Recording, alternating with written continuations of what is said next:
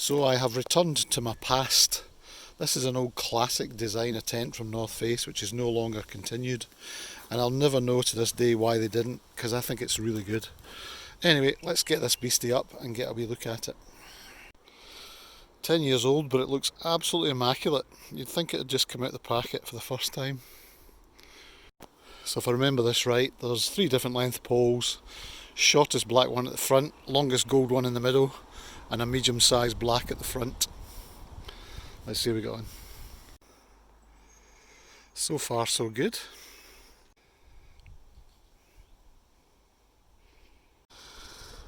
It's got a full mesh rear vent at the foot here, and the zip pullers are all luminous, which I always thought was a nice touch. It's absolutely bomber construction. You can tell this thing is designed for alpine and expedition. So there you go, that's it up, without guying it out or whatever, which is a bit overkill at the moment. No need to do it. I really just wanted to make sure the tent was in good condition, and it is actually like brand new. Show you around the front.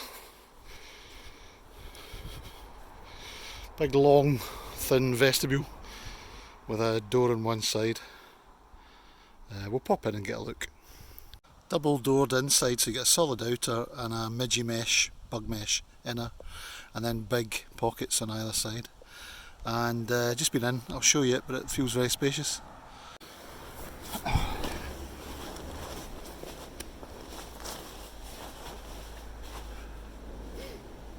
Yeah, brilliant, really nice condition.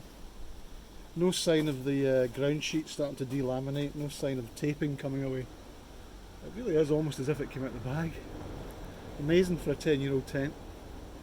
This is one of the more recent additions, I think, where they made some wee mods to it just to make it a bit more user friendly.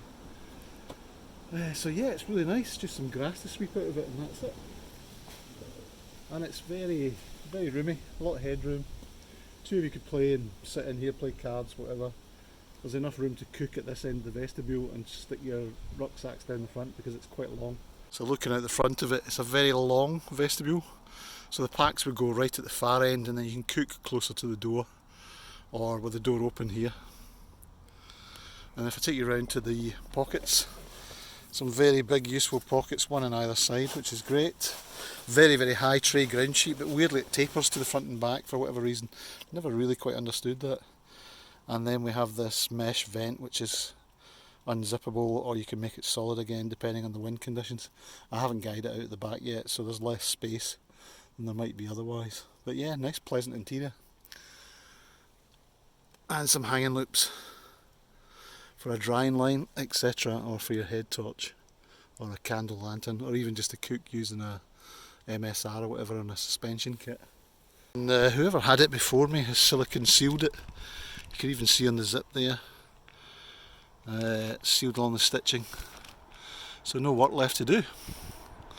Very good, ready to pitch, ready for any adventure. Even when you look at the guy lines, they're hardly lines, they're almost like rope. They're so strong. Just everything is massively engineered to take an absolute beating. You pay for it slightly with the weight, but it's still bearable with 2 people. You're under 1.5 kilos a person.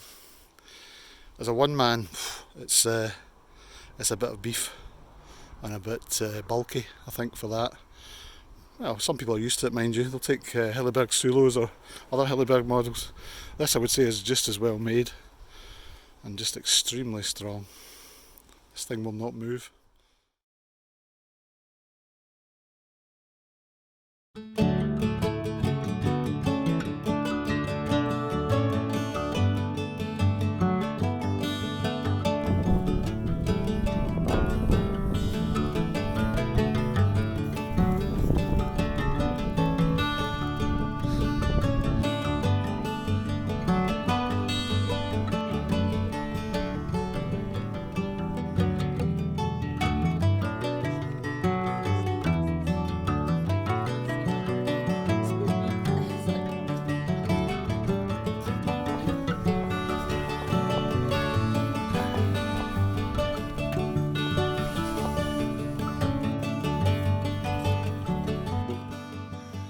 State of the place.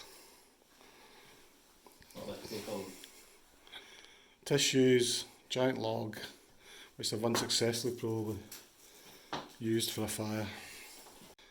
Yeah, we set the fire alarm off. I don't see the fire alarm anymore. Oh, is it there? Oh, it's there. Aye, they've moved it. Bit of Donald up there. Yeah. You know? There's a visitors book about. I'm interested to see who's been in. Yeah, no. Disgusted Finn Bothy. Such a state spent a good hour cleaning it up. Please consider others when using this Bothy.